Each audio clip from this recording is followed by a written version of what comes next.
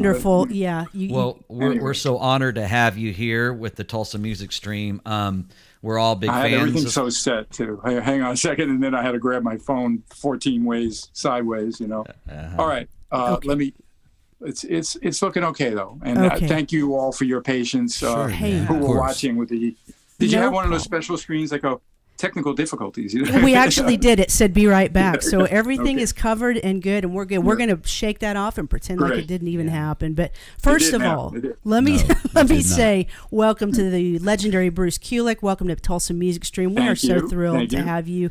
Thanks for being such a cool guy to work with over the emails the last several days. I want to introduce you to my co-hosts here. In the middle is 9. Down there is Scott, two of the biggest fans of yours that I know. Cool. We're so pumped to get into this. Thank you for the cool pictures. Yeah. Scott has a lead-off question for you. Go for it. I wanted to know if you are still chasing that perfect tone.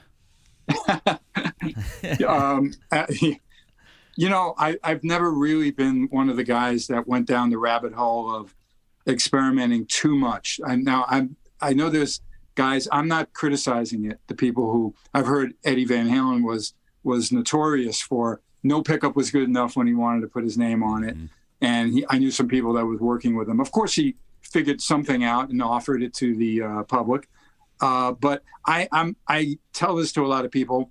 I really do feel that the quality of the music that musicians create is more in your hands and coming from that inner muse, your ability to be creative and share your talent with people, and not as much about every little nuance of gear. That being said, I'm pretty blessed that I can create a good tone from a guitar, as long as it's not a piece of garbage, and that's where I think it really lies. Sure. Well, let's start off with the guitars. We have some different topics to cover. We're going to get some guitars, some amps, some pedal boards. But you sent me this really amazing picture. This looks like your current setup where you are right now, and there is a handful of absolutely beautiful guitars there. Tell us what we're looking at here. All right. So I was really thrilled about this interview, and again, thank you for having me on this. Thank you. And I don't go live on Facebook much. I do some auction type things on a Kiss site. That's a lot of fun, but this is wonderful. And as you know, I do have a passion for guitars and gear and equipment since I've been touring and performing for so many years. So I have a good relationship with Vintage Guitar Magazine. You guys are probably familiar with that. Yeah, not all the Kiss fans are. Yeah, and I've been featured in quite a few issues. One of the issues over the pandemic was a catch up with me and see what was going on. And I lovingly set up my room and pulled out quite a few interesting and varied guitars. Now, we don't have that luxury tonight because I'm only going to have that much of the screen. Sure. I do want people to realize, first of all, there is those articles in VG magazine. A lot of this stuff's on my website, brucekulick.com. And a lot of guitars that some people might be asking about or looking for, there you go, I've done videos that are on my brucekulick.com site, or rather the YouTube channel. Love those videos. Okay. Yeah. Thank you. And so I know, like, just in our comments when I was letting people know about tonight, people were saying like, oh, they're already guessing some of the guitars and asking about some of the instruments. And there's no way we could cover this, especially in this forum, but I think we can be very practical about some of the instruments that I have here to share, but more really the practicality and then those pictures that I've wanted to share about the pedal boards and things like that. So some people guessed those guitars right. Some of them they didn't. But either way, obviously for VG magazine, I was going to show a jazz body or two. And I was pretty impressed how some people were calling out things about some of the guitars. So that's pretty cool. Right. Now, so the guitars that are in this particular picture, would you say these are probably some of your favorites, and that's why they're featured in this picture?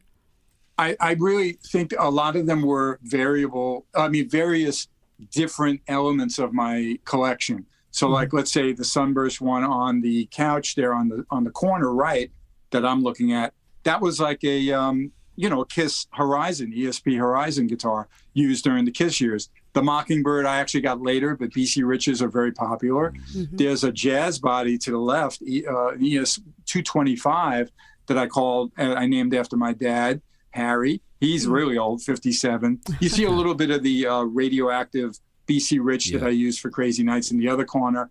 Then right next to me is one of my BK ESP signature models, which was sort of short-lived. I'm holding an SG Special. That's a very cool guitar. Really my first special electric.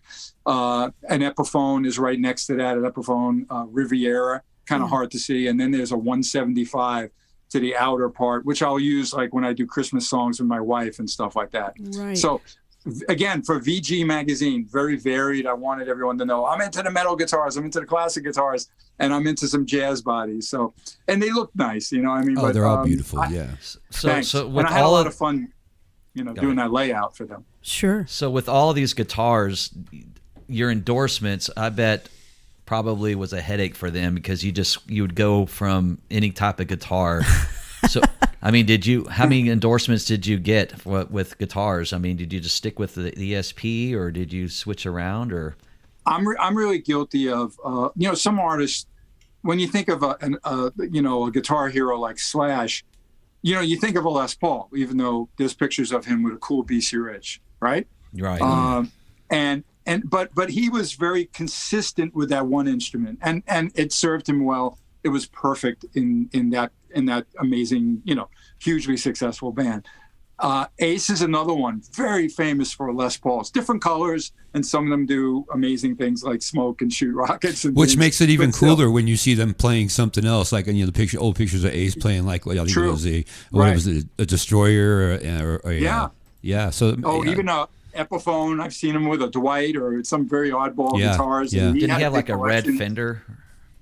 Maybe, I think it was a Coronet, that red one that you might be thinking. That is, you're right, Bruce. Yeah, it is. Yeah, but again, for me, joining Kiss, first of all, I joined during the Floyd Rose era, the whammy bar. You got to compete with what's going on. Well, that's what they wanted at the time too, Gene and Paul. Yeah. Yes. And that brings me, it's great that you're showing the beautiful banana guitar, which I do have here that I'll be playing a little bit and showing everyone. But since you showed the picture, it's here. Man, it's a great guitar. Put that on screen. So for the Kiss gigs and my biggest thing of my career, those years, I was fooling around with a lot of different models.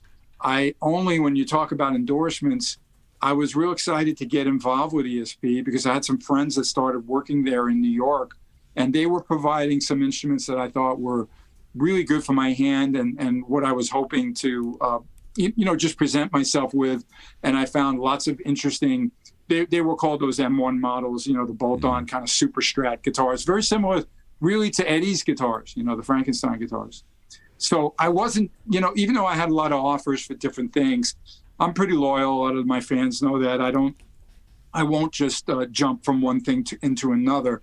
So I've been really loyal for a long time with ESP guitars, and they've served me well. Although they know I'll perform with a different brand, a PRS or whatever. So let's say, look at that. There's my old Les Paul in the front in my right hand. There's the banana guitar in front of me. It's like a nice Telecaster there too.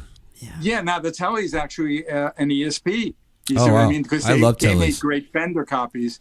There's a Charvel that I got rid of. Animalized tour, the first tour I had that. The radioactive BC Rich is upside down behind by the little TV over there.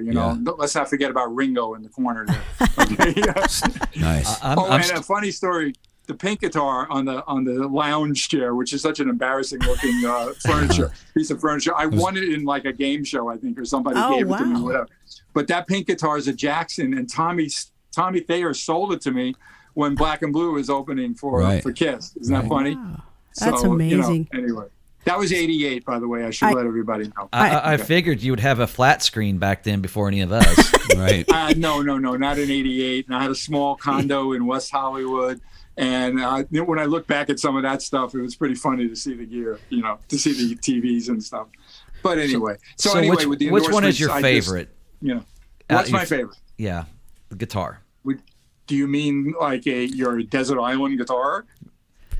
Yes. Kind of thing? Yes, sure. Yeah, I have two. Okay, because one foot's in each world, shall I say?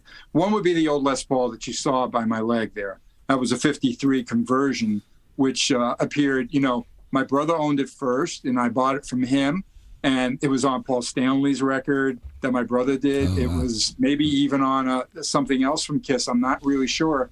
But when I bought it and had it refinished, I used it with Kiss. I record with it. It's just got the mojo. It was on the cover of that Vintage Guitar magazine in 2010. So that's one very special instrument, because a Les Paul is just covers a lot of bases with a guitar person. But the Banana is the other one, okay? Because the Banana guitar, I don't think I could have been such a standout performer with some of the Kiss albums without the Banana guitar. Right. Okay, and when I plug it in, I'll explain it a little more.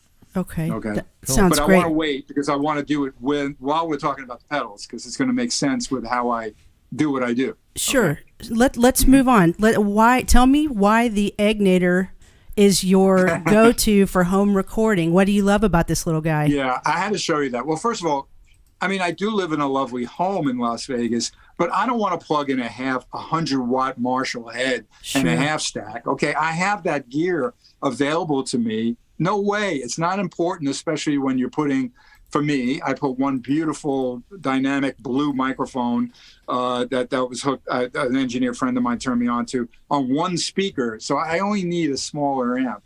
That happens to be a 20-watt head. You look up Rebel 20 Egnator, and the reviews, everyone always just goes crazy about what a great amp it is. It's very versatile, makes a lot of different sounds. So if someone's asking me to do a session for them that includes classic rock or even Kiss rock, I can get all the sounds out of that head. And I love that it's only 20 watts. It's not going to destroy my 112 cabinet, and it's not going to make neighbors go like, oh, Bruce is recording again. You get what I mean? So it works perfectly for me. Right. Although I did want to show one pedal that I have found during all this. Since the pandemic, I've been doing a lot of recording at home. But because of that, I started to experiment with a few things. So this pedal by Friedman. Friedman makes great amps, and he used to repair a lot of things for me in pedal boards. But this pedal called the Golden Pearl, it's very subtle. And I find it makes that amp like just really come to life on certain things that I need it to do. Mm-hmm. So this is a bargain, this pedal, and plug that into any amp and fool around with some of the dials from the gain to the voicing or the high cut, and you're really creating like a more versatile amp for yourself. Right. Nothing wrong with that. Okay? Let's move to this next picture you sent me. Now this is quite an array here. I'm sure the stuffed bunny rabbit adds a good tone there for sure. But what are we looking at here, and what's that mound of pedals there on the floor? I was excited to share that, and I'm not even sure if I ever stuck it in one of the videos. You can see it's dated April 13th, 93. Right. Okay. Wow. So it was at my home in West Hollywood. I was a big fan of the Distortion Plus pedals. I don't use a lot of them recently. I had a few repaired recently by my local guy because they were a certain sound. But that's an old Les Paul Jr. that I owned at the time. I think it's with a good friend of mine now. But there's a little Les Paul amp there that's still in the room right near me here, and including some of those rare vintage tweeds, a Gibson vintage amp, and the one that's stripped actually sounds amazing, the one that has no tweed on it, or far left. And I did record a little bit with Kiss with some of those little amps. Wow. I don't talk about those amps much, so that's kind of why I wanted to share that photo. They've gone up crazy in value, and they are valuable in the studio. You're not going to tour with that damn thing unless you're doing a much different kind of music. Right. But the old Fender amps, without them, probably Marshalls wouldn't have been created, as we know. All right. Right. And some people could say before that, if it wasn't for the war, tube equipment and stuff like that wouldn't have developed the same way either. But World War II, I'm talking about. Okay. Right. But, I find all those amps have their purpose. I have recorded with the smallest one, with the little Champ, the Tweed Champ. I have one of those in the home too. So, but again, I get mostly asked to do things that are more rock or where I'm sounding more aggressive. So that's why I find the Egnator thing to really work well for me. When we were young, listening to you guys crank out, the Animalize, the all the 80s cool stuff, the Tears Are Falling, we would have to learn on harmony guitars and Metal Masters, distortion pedals, and Gorilla amps. And then we graduated to the PV Renown. That's right. Whoa. Yeah. Well, you guys, you're probably aware of my Hot Licks video from '86. Of course. Yeah. Of course. If you look at the amp there, that Arlen Roth, who was the creator of that, which was brilliant, he's an excellent player, but not really a hard rock guy at all. and he got hip to, well, this music's popular. Let me bring out, let me expose this to everybody. And he had a great way of filming everyone, and you could give the secrets, put the tab in. I don't know what the hell the amp was that I plugged into, but it sounded like me, right? So that's another point of that a lot of it is the player. Okay. I think I'm hiding my, I shouldn't be hiding it, but here's another Kiss guitar back here. Oh, look at yeah. A radioactive right. Beautiful guitar. Hey, anyway. while we're talking about tone, I want to pick your brain real quick. So, in the 90s, early 90s, for some reason, and this sound made a lot of metal bands' careers, Pantera being one of them, but we got into this whole like scooped mid thing. And, I guess that's worked for some, but for me, like, I tried it and I was like, okay, but then as you realize the importance of mid-range. Will you explain to people why, when you're looking for a good hard rock metal guitar tone, why mid-range is so important? Well, and I think I know what you were referring to, which was a sound I never went for because the bands I was in wasn't that. But the only way I could relate to it is I would go into a Guitar Center to try an amp or something, and I plug in and I'm going like, what the hell? And then I look at the controls, and it's a V. Invariably, some tone or button thing was pushed that I'm like, I would never do it like that. But again, that's a different application of that amp. Okay. Right. I am not the guy to ask about that scoop mid. I know where I like my tone to be. I always use my ear. Even though the dials do help, I've been very consistent with Marshall 900 heads, and they're not actually the most favorite of Marshall heads, but I know how to use them. And the one photo I didn't share with you was how I set those heads. And most of the time, with all the years with Grand Funk, has always been 900 series. Kiss from about the Hot in the Shade on were 900 heads. I don't have any treble or presence up. They're all the way down. I just use bass and middle all the way up. Now, the 2000 series from Marshall had much more bottom end. That was a whole nother game. But I've had some people go like, how do you have that set? And then when I show it to them, they're kind of like, oh, I wouldn't think to do that. But again, that works for me. It doesn't mean it's going to work for everybody. Yeah. But I think tone from an amp depends on the band, the guitarist, or what kind of gear. I find people use some pedals to get all their tones and all. And, there's so many ways to create a sound, and it's really up to the creator to figure that out. Yeah. But I know what works for me, and I do always, and I'm very willing to share it. It's not like some magic trick that I'm trying to, hide from the world. It's all in the wrist, right? Well, a lot of it I do feel is in your hand. I do, and I have jammed with people like Slash, where I've told students and people at like the Rock and Roll Fantasy Camp, you could buy Slash's guitar and Slash's Marshall head, and you're not going to sound like Slash necessarily. But I've handed my guitars to other people, and they sound exactly like them. Steve Lukather, when I was recording BK3, brought a guitar in the wrong key. He was playing in 440. My track was in E flat, a half step down. So he gladly played my ESP Vintage Plus, a beautiful guitar. And of course, it didn't sound like me. It sounded like Steve Lukather. Okay. And we traded off in that song. Yeah. At times, I didn't always get something from him in sections that I thought would be best for him. Right. So I just punched in on the same guitar. It sounded like me. You know what I mean? Sure. So I am telling you, these hands and your touch and that inner, the thing I can't describe, what makes music come out of a person, those things are the uniqueness of guitar playing and musicians, which is why it's such a special thing. Sure. Just a quick question, and then we'll hook that baby up. Yep. How many guitars do you bring with Grand Funk as opposed when you were with Kiss? Is there a big difference? Not really, only because I'm really blessed. Even though Grand Funk doesn't do monthly tours where we're covering the country, city to city, we have backline, bringing gear.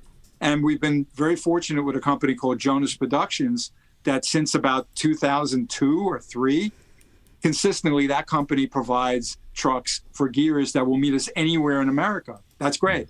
So at one point we had 3 trucks before the pandemic, and I had 5 or 6 guitars on each rig and pedal boards. So you see what I mean? I'm having a lot of fun. I can switch and figure out what guitar I want for what part of the set. Now, that being said, after the pandemic, they lost the Vegas, backline facility. So then there's only two. And one of the pictures that I shared, that you'll share, is the pedal board that's on one of those rigs, but they're almost exactly the same. But I have like 6 guitars on both rigs. Now with Kiss, I don't think I used more than 6 either in a night. Wow. Okay. But I can do a gig with 1 guitar. If I had to, I could. Mm-hmm. And there's been corporate gigs and one-offs that I've had to do. This is like one of my go-to like one-off kind of things, because this would be like a main guitar. It's just like to me, a upgraded SG kind of thing, because the body's a little thicker.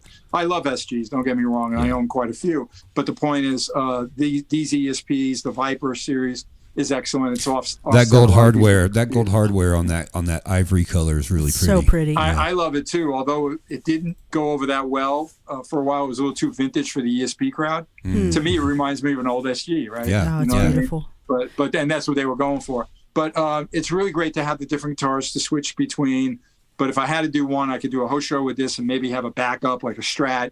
That's for Grand Funk, because some of the songs aren't as aggressive. But I rock out with the guitars with them. Always an ESP, usually a PRS. Sometimes one of the main rigs has a great Les Paul on it, a 335.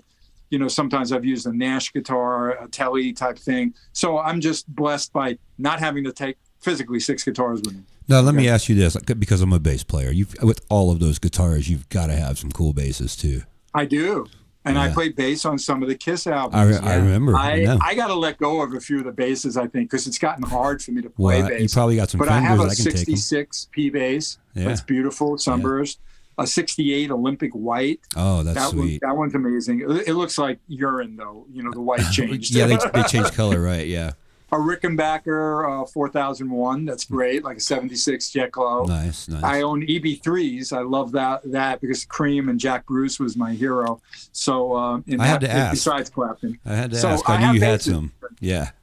I got some. Yeah. Well, let's move to your pedals, because I don't want to take up too much of your time, but we're having a blast with you here. So when you sent me these pictures, I was a little shocked, because I was expecting something like more extensive, which your other one is, and we'll get to that here in a second. Right. But this is a very meat and potatoes pedal board. Tell us about this one.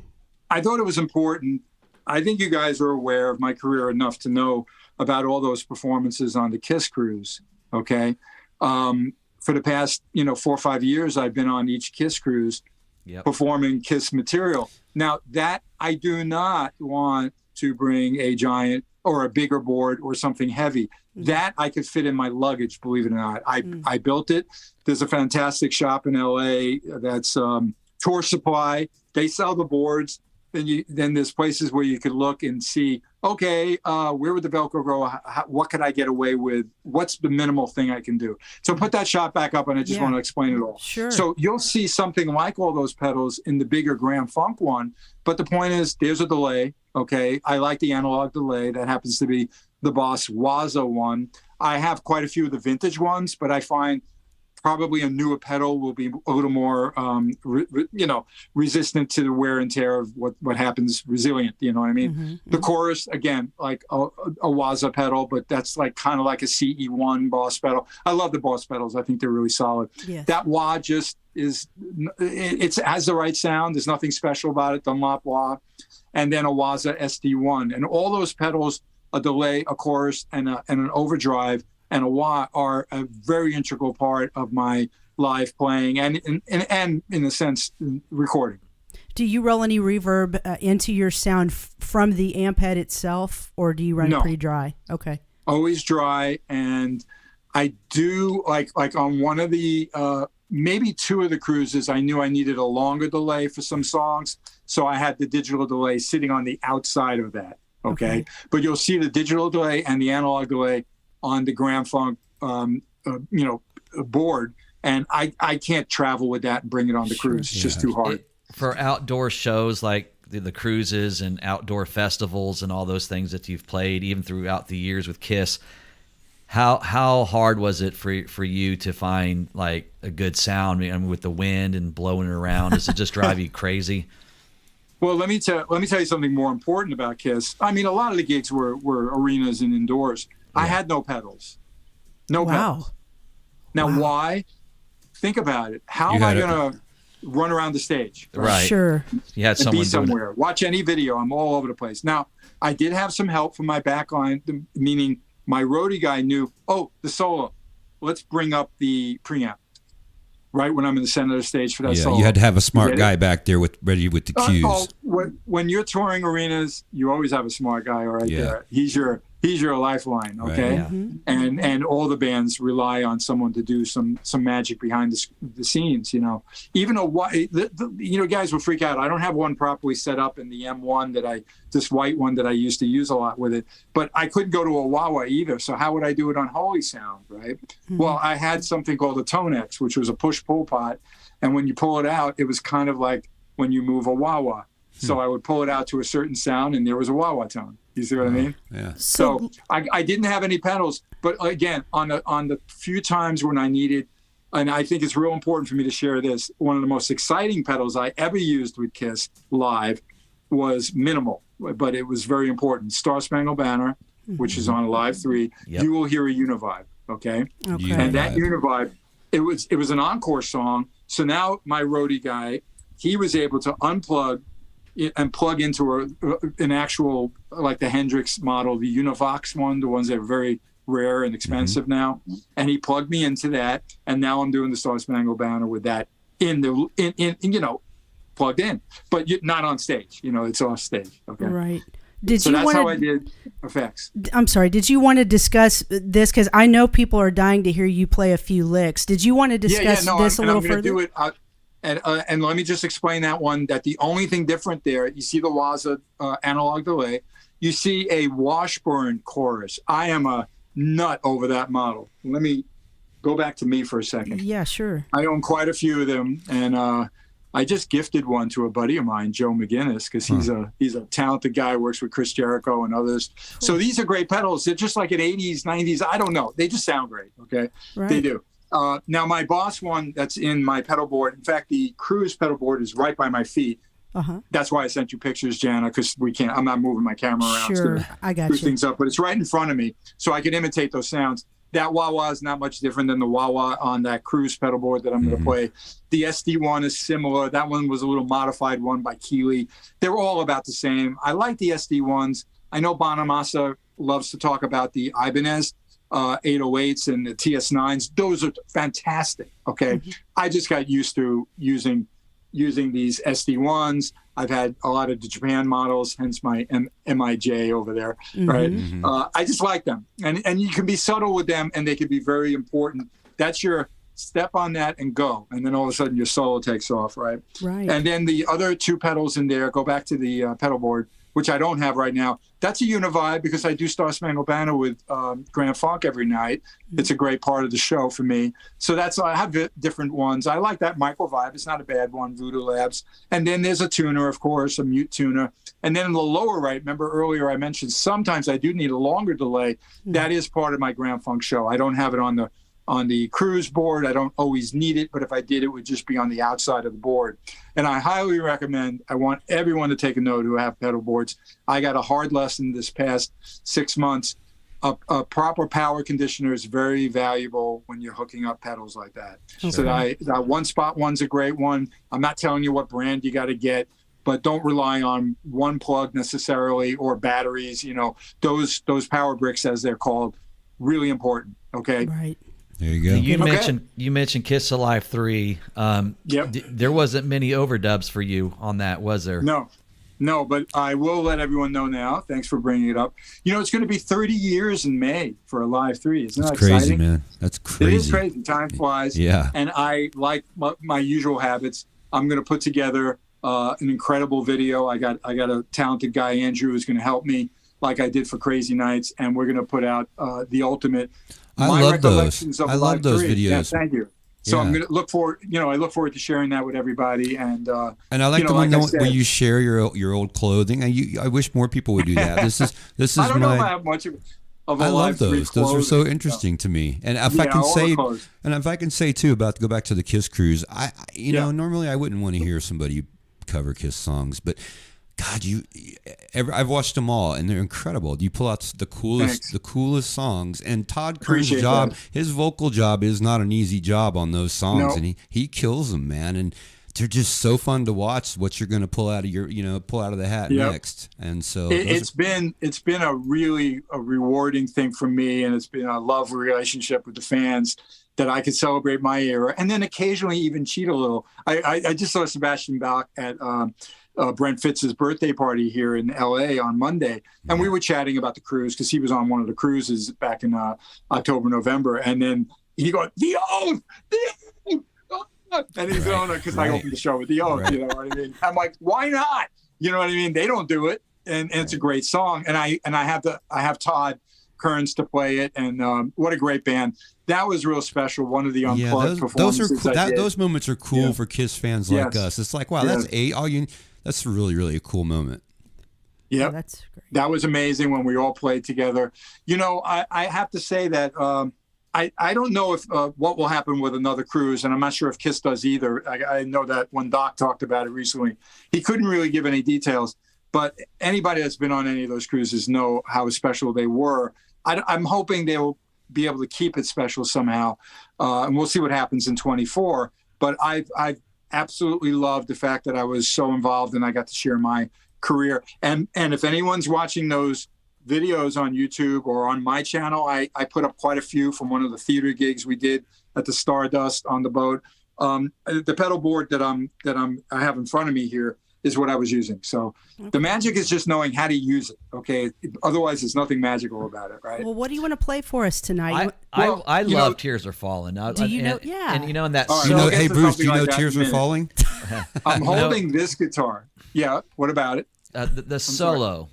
Now the video, you do a little hand trick, over the fretboard trick. That's fake. And he said it's fake. And I've seen you live here in Tulsa. And that was one of the first times I got to see you was on the Asylum tour here in Tulsa, right? And with Wasp, and it was an amazing show. Yeah. And of course I looked for the over the fretboard. You're not gonna find it because I can't play that riff like that. I remember you saying that was fake. Yeah. Yeah. Well, I used to see Gene do things where he's like this with his bass, and he's playing, right? And his hands are like, nowhere near, and he's going, he's doing all these guys. So it's a video. I can do whatever I want. I'm not actually playing, So I took that liberty. It was a mimic of one of my very influential bosses, shall I say, and Gene knew how to entertain, so I figured, well, I can get away with that. I'll do it like that. Sure. You got to take a shower in that video too. Yeah, pretty amazing. Pretty crazy. I mean, I'm really happy about some of those moments because honestly, it was something that would be interesting in the video because I was the new guy. I did something for one of the Animalized videos. We had a live one, I guess, later on. Yeah, Thrills in the Night. Yeah. But to be featured in Who Wants to Be Lonely, I'm falling backwards into the water. That was with with my multi-swirl. This is one of the reissue ones that I put out. But all those videos, if I could get any screen time, I win, okay? Because Gene and Paul are just such entertainers, and they really, we know that the shots are going to be largely them. So I was happy to get wet to be seen in the video. Hilarious. I'll play the Tears Are Falling thing in a minute, but I wanted to show this guitar I'm holding is got two pickups, unlike some of the others, But what's great about, and again, because this is more like a double pickup Gibson kind of guitar. So now that's the clean. I'm sorry, hang on. So this is going to be the. By the way, on the floor here, right on the side, off camera, is just a Fender Super Champ XD. I happen to like these amps. They changed it later on. I like the earlier model. That's just a straight, one of their presets, and I like it. It kind of sounds like just a crunchy Marshall, but nothing crazy. You know what sucks, Bruce? That's not translating too well across the air right now. I don't know if we're getting like an overdriven signal. If I make it louder, will you hear it? Probably. Give it a shot. Okay. Kinda. We kinda hear it. It sounds kind of warbly and washed out. It's kind of weird. Yeah, and that's I think the problem with a Zoom type of thing. And my YouTube things are also difficult. Well, I mean, anything live is difficult. When I do a Skype lesson, it's a little challenging. Sure. But again, let me explain a little bit about what I tend to do. And since sonically we're challenged, I think I can describe it though. Okay. So right there was just a little bit of, in other words, I don't use really any effects from the amp. That happened to still had some delay on it. But if I solo, I like to go to the analog delay, that boss pedal. Okay. Right. If I need the guitar to have that kind of dreamy sound, like, it could be just a picking part. I wonder if anything clean would sound like anything. I'm not sure. Like this. Yeah. Some of that came through. Yep. Okay. Yeah. Probably a cleaner sound works, but you can kind of hear that it's a little wavy and stuff. That kind of thing. So I'll use the chorus for dreamy type things. I don't like to use it on solos. Very rarely do I, but there could be a part in the song where I have to put it on to give an effect or something. Mm-hmm. But the overdrive, that SD1 pedal is really, that's that, you step on that and that little bit of gain that if the sound guy didn't catch, oh, it's the lead guitar, that's, you've got it covered, and it gives a little more of that mid-range, which you mentioned earlier, Dana, right? It gives a little more of that, just that go, and you can sustain more, obviously. So if I go for that, and I got to put it back to the distortion channel. Sure. But maybe if you tried to turn it down a little bit, it would come through better. Yeah, I think that sucks that we can't hear that. It's on, okay? If it's off, it's just not going to kind of sustain as well, But obviously, if we're challenged with the sound, you're not going to use that wasn't too bad. Right. Oh, it wasn't too bad. But trust me about that. That it's going to be. I think low chords are going to wobble more than the leads. All right. So since I can't really show off, but a bass pickup would give you that. I'll switch in songs, get a more throaty sound. Uh-huh. Damn. And that's just the overdrive. Overdrive and that would overlay. Yeah. Shoot. We're just not getting much of that. I'm sorry to tell you. I just went to F sharp. I don't know why, but I'm. Now, let me show you guys one important thing. A lot of people aren't always aware of the best way to use a wah-wah. I always distort the wah, and that's the way I describe it. So your pedal order is very important. Do you guys play? Do you use pedals? Yeah. Yeah, she's the guitar player. Okay, so Janet, follow me on this and tell me if you agree. For me, I want to plug into the distortion pedal. Then I want to distort the wah, so that would be next. If you don't use a wah, then forget the wah, okay? After that, I want to modulate the sound, like a phaser or a chorus. And then the very last thing in my chain before I go to the amp would be any kind of delay. And that's the orders that work for me, and I think it makes sense.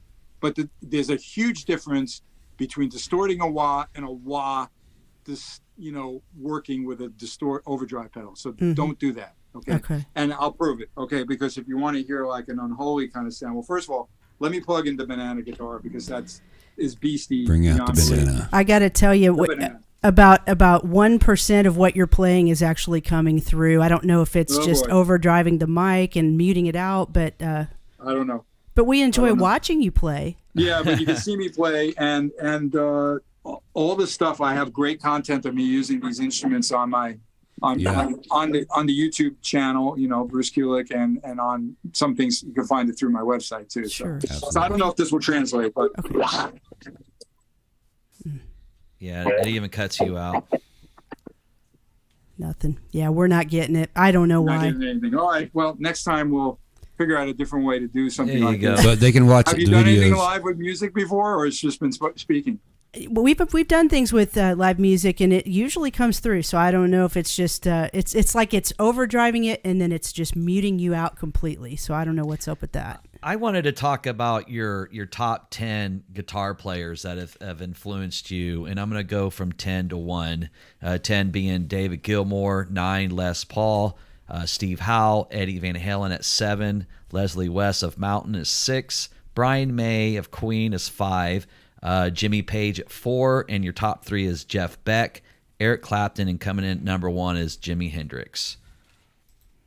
I'm proud of him. Now again, people were like all over the place when I posted that, and it went live with Guitar World, and I think they didn't understand. If you read the title, it was the ones that influenced me. I love so many other players that I respect and I totally enjoyed as well, but these were the ones that for some reason I wanted to study and get into and then understand what they did. And every time I did that, I tend to absorb something really valuable from my career. Okay. And the riff in Tears Are Falling, I attributed that to Steve Howe, and people didn't understand, but Steve used to do these wide kind of like high, low, open string type things. And that riff is kind of like an interpretation of doing something a little bit left field like Steve Howe would do in Yes. So I know the Kiss connection didn't seem obvious to anyone, but I explained it.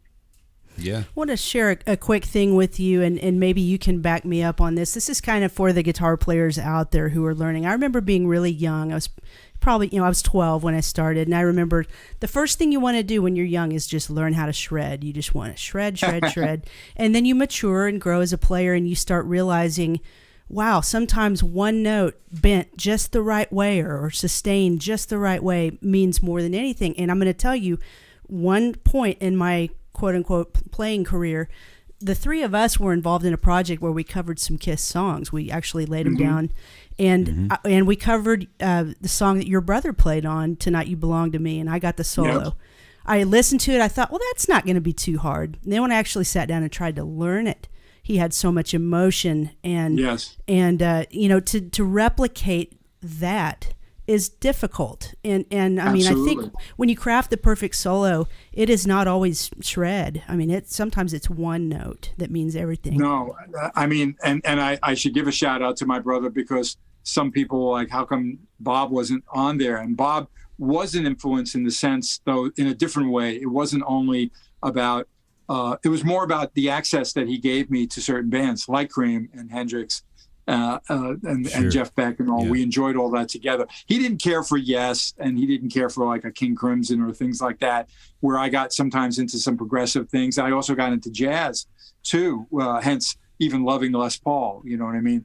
But I got to admit that Bob had an economy of notes and a ferocity. He was ferocious with how his emotion would, he'd get into certain notes. And one of the hardest things for me to do, the year after he passed away, that was in May 2020, and then the next cruise, I was able to do, we did a tribute for Bob and put together a medley, me and the guys. Yeah, I remember. And some of the solos that I had to learn of my brothers were some of the most challenging things I ever did. And I appreciate your comment, Jenna. And now I know it. I could see how many times did I go through Goodbye and figure out every little riff and everything that he did. And he did it really with, Bob had an economy and a power in his playing. I remember Blackie Lawless being so distraught when Bob passed away, and he was a bit part of that Crimson Idol album, and I know that Blackie was a huge fan. It was really sad, to lose him. Of course, him as a brother, but as a guitarist, it was really. He made his mark, though. I mean, I love that all these recordings are there. Certainly. Yep. You've been so gracious. Guys, do you have anything else for Bruce? I don't want to cut us off too early, but I don't want to keep him longer than he can be on. We have lots of...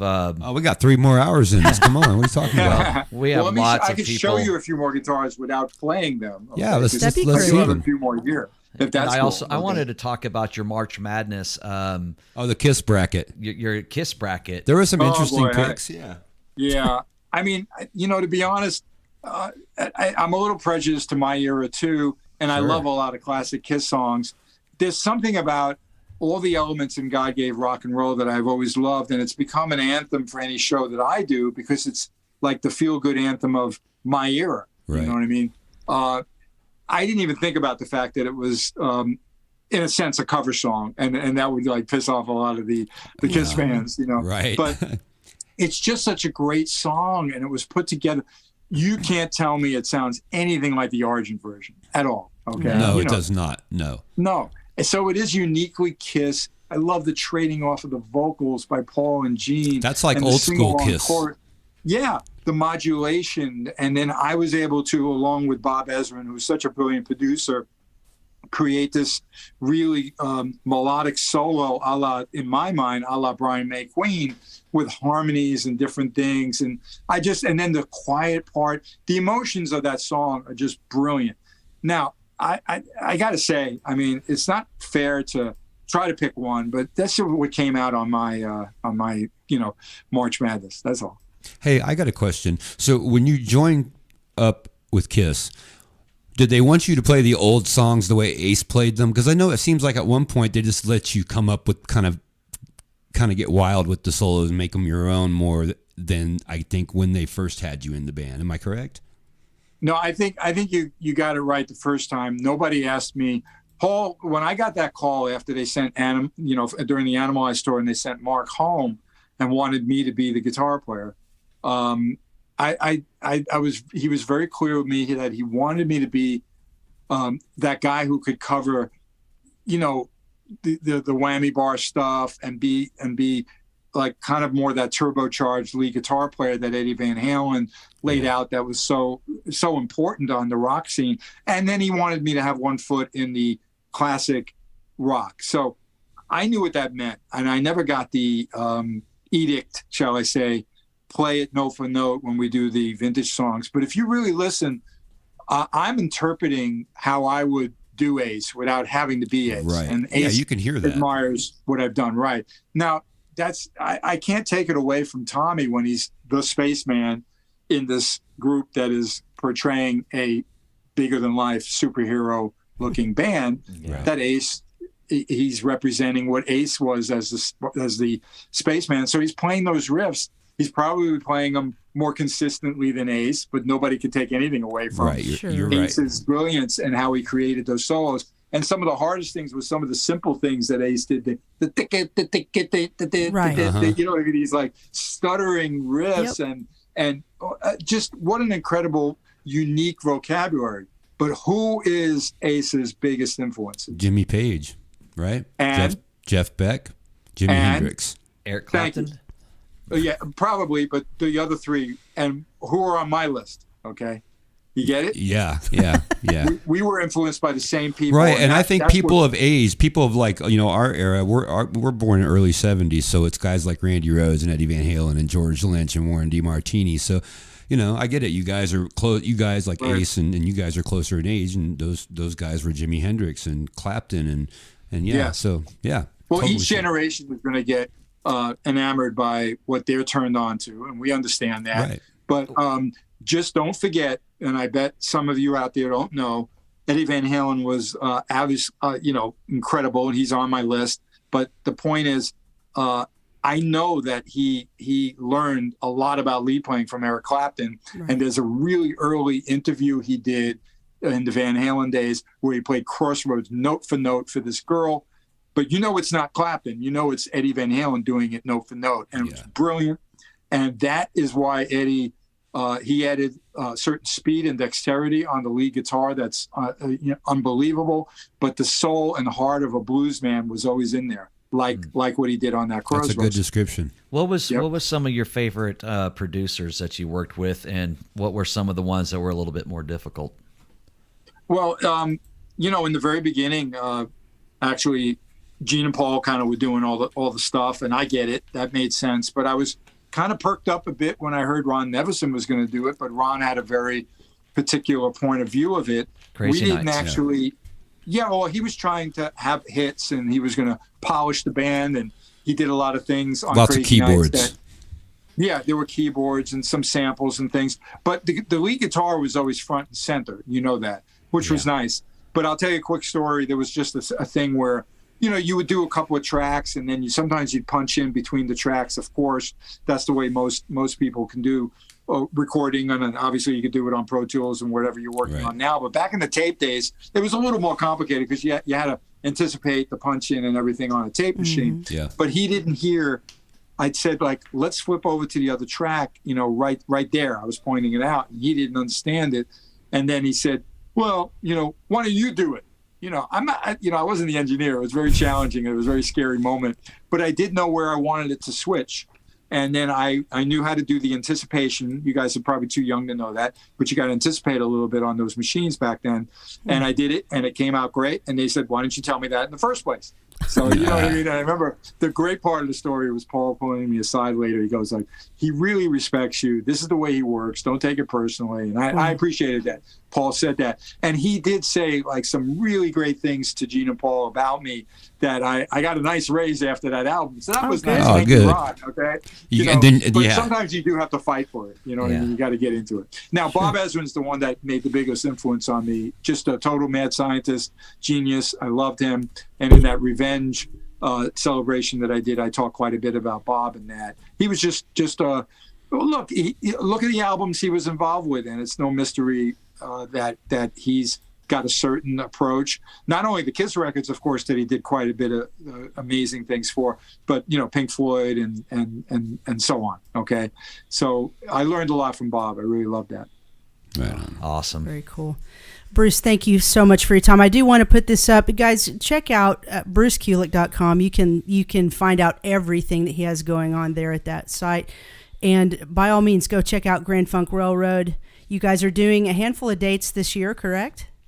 Yeah, we're actually on a little break only because we had one of the guys had a slight injury. Everything's fine. Nobody's in the hospital, but we have to take a little time off. So we're back out on the road in June. Top of June, okay, and that word got out there, and during this break, I could do things like this, Gianna. How long have you been asking me to do your show? We bug a lot. Here's the thing. I think over the years, I remember I messaged you or something. You looked at it, but you didn't respond. Yeah. Before me, he did the same thing. So it took the pretty woman to get through to you. He didn't I even didn't know she was a woman until I found her. Okay, well, hey, to me, third it sounds time like was a Finnish charm. metalhead, Gianna. Right. I don't Now, know. Yana. You recently played Yana, Rock at the Hard Rock Casino with Grand Funk not too long ago.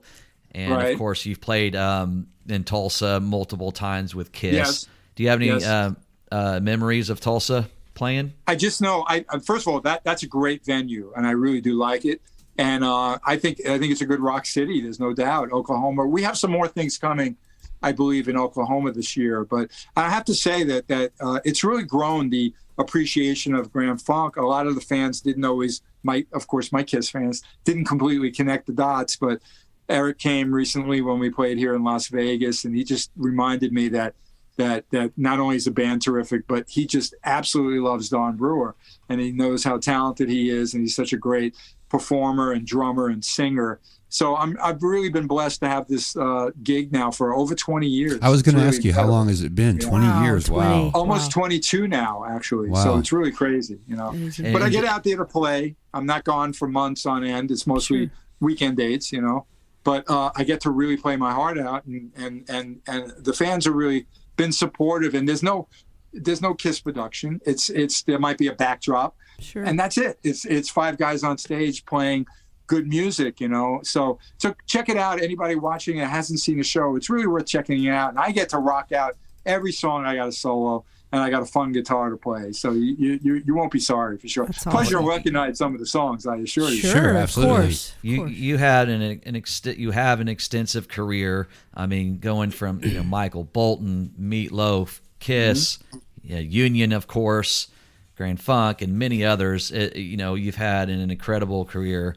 And we're blessed and honored that you came on our show, and we thank you for that, man. Yes. And I was front row, Wasp. It's really weird, Bruce. When you're growing up, you came here in 1986 for the first time. We were probably 15 or 16. You never think down the road we're going to be interviewing that guy. That's so weird, to grow up and do that. So we appreciate that a lot, man. Well, and some of the people that I play with too, like Brent and Zach and Todd. Oh yeah, exactly. They grew up complete Kiss freaks, So I might have been the first lead guitar. Chris Jericho, who does a lot of great music stuff with Fozzy and Quarantine, and of course he's a superstar wrestler. Yeah, right. He just loves my era. Everything about that era of Kiss means everything to him. And the fact that I'm friends with him and I've done some guitar work with him, it's really a thrill. But all that connections, it's all wonderful. I'm blessed with the career. I appreciate your time. I hope I helped some people explain some things. And if anyone's got questions, it's real easy to ask on my website. There's a way to email me or on Facebook. And I have too many guitars. If anyone's looking for a certain instrument, reach out, because I'm starting to get a little loose with the instrument list. You've got the apron, right? I don't have as many basses, but I got a lot of guitars. I know. We know what you're doing. You're clearing out your guitars to make room for pancakes, right? More pancakes in the house. The kitchen can never get big enough. Yeah, that's awesome. Yeah, check out the recipes on that site. My wife and I had a lot of fun with that during the pandemic, and we're always fooling around with things in the kitchen too. Why not? I love her. And food is love. Yep. Yeah. There's aprons on the website. It's kind of funny, but if Kiss could sell a casket, I guess I could sell an apron. You can do anything you want. You are a gem. Thank you for being such a gentleman and so kind to us tonight. Bruce Kulick, thank you again. Tulsa Music Stream. Thank you so much, Bruce. Have a great night, my friend. Take care. Bye-bye now. Bye-bye. Bye. Right on. Amazing. Cool. There you go. 1 hour is Bruce Kulick. I'm really sorry the guitar playing didn't come through. That is another lesson learned. But the voice did, so that's what matters. we got that, and that was wonderful. And I am sure to all the reviewers in the chat room that he will come back and probably look at all of your comments, and he will probably reply and probably answer a lot of them. We're gonna send him a link and everything, and of course he'll share the probably YouTube one, and I'm sure he'll come in here and answer some of your questions. It was so fast. I mean, the time was just like ticking away. There was a lot of you in here though, and we thank you guys for joining us for sure. Yeah, I tell you, that's what happened when a guy of his stature shares the stream on his page. That's why we've had such a great turnout tonight. And you guys probably did learn a lot, even if you're not a player. It's interesting to dig inside the details of what makes these guys have their rock and roll sound, and you got to see a firsthand picture of that tonight. So for sure, make sure you guys follow him at brucekulick.com. What a great guy, what a great guest. We are so pleased that he joined us tonight. Thank you guys for watching. For sure. If you came in halfway through and you're like, dang, I missed it, you can always see the replay. As a matter of fact, that is a good segue. Let me, if I can find it, let's talk about where you can see this show. Well, that's the podcast stuff. You can, where is it? I always lose this screen. Well, you can listen to us on Spotify, Amazon Music, iHeart, Apple Podcasts, Google Podcasts, and there's so many others. You just That's the audio portion, but if you guys actually want to watch this replay, this is what I was looking for. You can see it on our Facebook page, YouTube. Please subscribe to the Tulsa Music Stream YouTube page and hit that notification bell so you know when we go live. And we also are on Twitter and Twitch. Just look for Tulsa Music Stream on there. Let's talk about what we have coming up. I mean, we are full steam ahead. Things are really going great here in just a few days. Monday. Hit like and hit the notification bells, all that stuff, man. We need you guys. Yes, sir. Coming up this Monday, April 3rd at 8 p.m. Central, another legend, Doug Pinnick of King's X, will be joining us live to talk about their most recent album and their entire career. That is going to be stellar. And then we got two more behind that. Tuesday, April 8th at 8 p.m. Central, Steve Lynch of Autograph. Wednesday, April 26th at 8 p.m. Central, James Kotak of Kingdom Come and Scorpions. Absolutely going to be amazing. Teresa, would you like to say hello? Let's put you on. Let's unmute her mic. Hit number 4 for me. 4. There she is. What did you think? What's your opinion of, and get right up on that mic so we can hear you good. What's your opinion of Bruce Kulick's interview? I thought it was incredible. Now, I don't know dick about gear. But to see you guys talk to him, drooling, just light up. Yeah, I mean, we were drooling. It was fun to watch you guys watch him, talk to you. Okay. A little bit of drooling going on. I'm not gonna lie. A little bit. But a little bit. It was fantastic. So a little bit. Well, that was fun. I mean, I was. Of course, upset that his guitar tone wasn't coming through. Yeah. But sucked. Someone gave out a comment about there was a setting in Zoom or something. Here's the thing. I saw that comment. Thank you for making that. I didn't want to go in there and jack something up and then lose his vocal audio, so I had to pick the lesser of two evils. But you know, we're goofy musicians. We are not professional podcasters, so we're learning things all the time.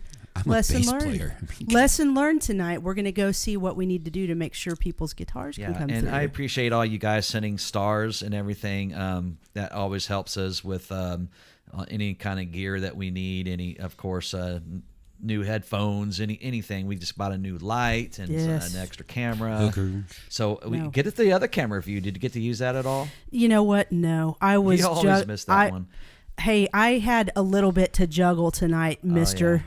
Mr. Sister. What's funny Don't is make me fire you. We'll like spend hours on it, you know, to get the Here, everything all perfect. There, are you happy? There you go. I mean, that just made everybody's viewing enjoyment so much better, Isn't it? right? Isn't it? See the double chin? That's good stuff, man. Anyway, I need to talk about our sponsors because they are an important part of what we do, and as Scott said, they help us. That's why we drive Maseratis. Right. They help us keep things up and running. This guy, he's top notch. Dustin Little at Okie PC. If you guys have any IT needs, your computer's broken, Bruce Kulick's guitar is not coming through on Zoom, this is the guy to call for help. Yep. 918-640-0892 or email Dustin at okiepc.com. DEB Concerts, ramping up for another Rocklahoma this year. You guys make sure you check out Doug Burgess's stage. It is the D&B processing stage at the Roadhouse out there at Rocklahoma. I need y'all's help. I need you to get on our Facebook page, Tulsa Music Stream. Go to the section at the top. It's on the left, and it's our website. If you click on our website, it takes you to our online store, and you can get one of these beautiful short sleeve, long sleeve, tank, or hoodies, and sport the Tulsa Music Stream name around your town, and that would help us out. Also want to welcome back GregShipman.com as a sponsor to this show. We appreciate the Shipmans and their help. Psychomo Filmworks, thank you for the amazing video.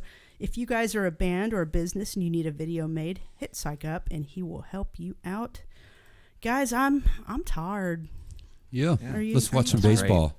What I thought you wanted to do baseball. Oh, the Padres. Yeah, I appreciate you guys so much, and without you guys, this seriously, it does not work. So glad you guys are here. I mean, it works. We just would rather have you watching us. Yeah, it doesn't work. This literally does not work. You're borrowing that from our Dallas Cowboys friend.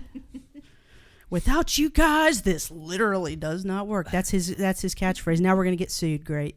Anyway, copyright infringement. Hey, we'll see you guys. There goes the Maseratis.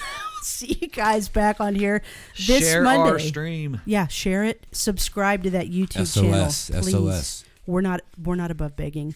Love you guys. See you back here Monday night at 8 p.m. for Doug Pinnick of King's X. Thanks for watching Tulsa Music Stream. Thanks, Bruce Kulick. Good night. Good night.